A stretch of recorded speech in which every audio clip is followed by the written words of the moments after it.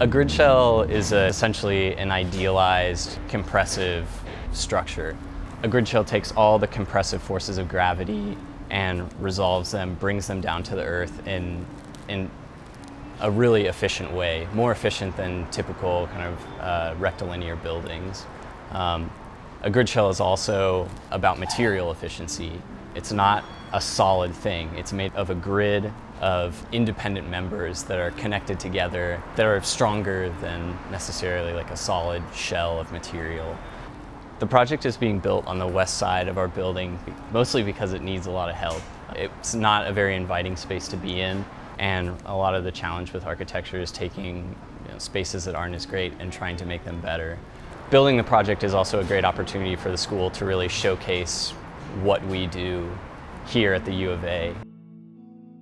The program's 5 years. We design buildings, we design structures, but they always remain just on paper or on the screen. And to have a design that actually gets built is very, very satisfying.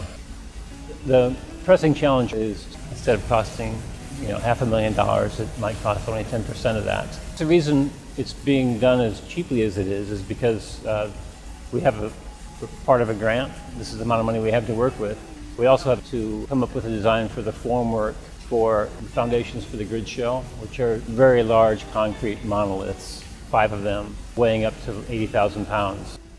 We also have a serpentine wall we have to form and pour in concrete. Typically here, people just lay block and plaster it, but the design intent that we're after is presenting some challenges.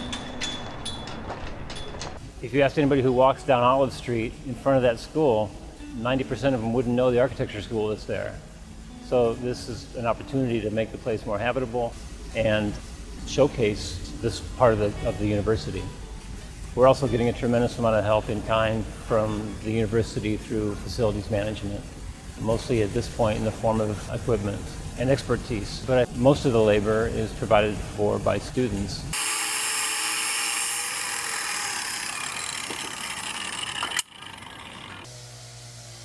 Overall, long term, every week there's a new challenge. Every day there's a new challenge. Something comes up that looks, it's been designed, it's been drawn, but then when you start going through the steps of what it actually takes to get it built, you find that there's a lot more work to be done.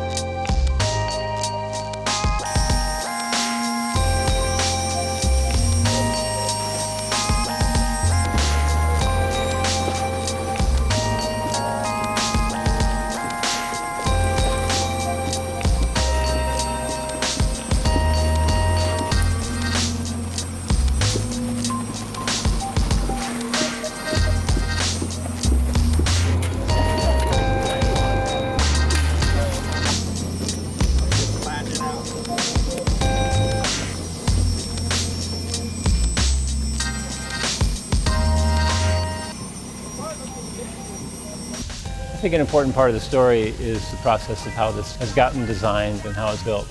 To me, that's almost more important than the actual building itself. Even though the structure is unusual, very efficient, not something you see around here or anywhere. A lot of work, a lot of decisions that have to be made, and every solution has more problems behind it. So just the process of how all those things get worked out is, I think, a very important story.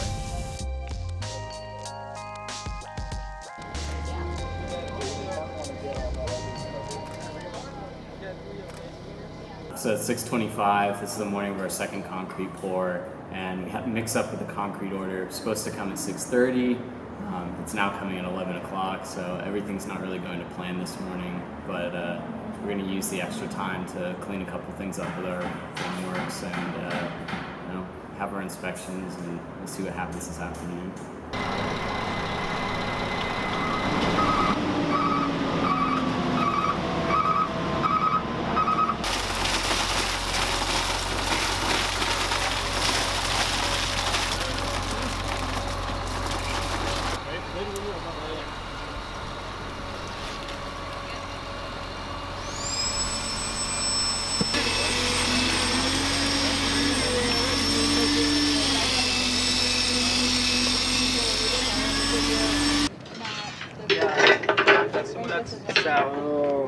map is the...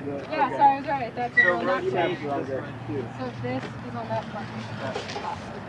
Okay, sorry. I was... Okay, now we need orientation.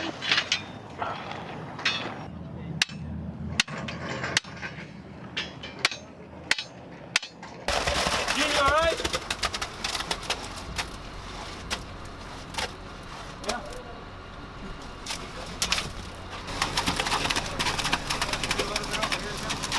All right, our rebar team needs to take note of what's happening.